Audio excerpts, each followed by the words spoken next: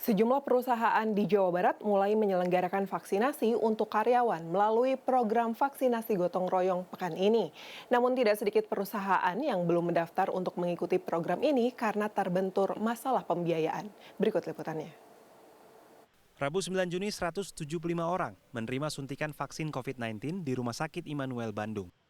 Vaksin disediakan oleh perusahaan tempat mereka bekerja sebagai bagian dari program vaksinasi gotong royong. Vaksin yang digunakan dalam program ini adalah Sinopharm SARS-CoV-2, produksi Beijing Institute of Biological Product, yang sudah lulus tes Badan Pengawas Obat dan Makanan dan dijamin kehalalannya oleh Majelis Ulama Indonesia. Rumah Sakit Immanuel telah menyiapkan 586 vaksin dan 20 tenaga kesehatan untuk program vaksinasi gotong royong ini. Persiapan program tahap pertama di Kota Bandung sebenarnya sudah dimulai pada Februari lalu, tetapi sempat menghadapi kendala. Jadi kita menghubungi ke Kadin, menghubungi ke Dinas, menghubungi Bio Farma dan Kimia Farma. Semua serba tidak tahu karena memang panduannya belum keluar gitu. Tapi puji syukur lah belakangan ini regulasi itu, panduan-panduan itu keluar sehingga kita lebih jelas. Menurut Kamar Dagang dan Industri atau Kadin Jawa Barat, pada tahap pertama sudah 2.000 perusahaan yang mendaftarkan diri untuk mengikuti vaksin gotong royong. Dari jumlah tersebut, 719.000 pekerja ditargetkan bisa mendapatkan vaksin COVID melalui program ini.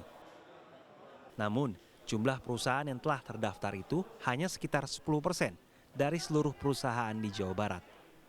Banyak perusahaan mengeluhkan pembiayaan sebagai hambatan untuk menyelenggarakan vaksinasi bagi karyawan. Harga vaksin dalam program ini Rp321.660 untuk satu suntikan.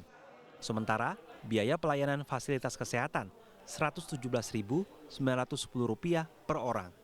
Itu berarti perusahaan harus menyisihkan lebih dari Rp750.000 untuk setiap karyawan yang divaksinasi. Bagi perusahaan berskala kecil sampai menengah, biaya ini dirasa berat. Padahal, sebagian besar perusahaan di Jawa Barat merupakan industri kecil menengah. Berdasarkan data Kadin Jabar, jumlahnya sekitar 14.000 atau 60% dari jumlah perusahaan di Jawa Barat. Nah, makanya kita terus komunikasikan, koordinasikan bagaimana solusi terbaik untuk khususnya usaha-usaha yang di sektor UMKM. Karena mereka memang sangat terdampak terhadap pandemi 19 ini. Sementara data Dinas Kesehatan Jawa Barat menunjukkan hingga Kamis 10 Juni, cakupan vaksinasi di Jawa Barat baru 6,7 juta orang atau sekitar 34% dari target 33 juta orang yang harus divaksinasi. Tim Liputan, CNN Indonesia, Bandung, Jawa Barat.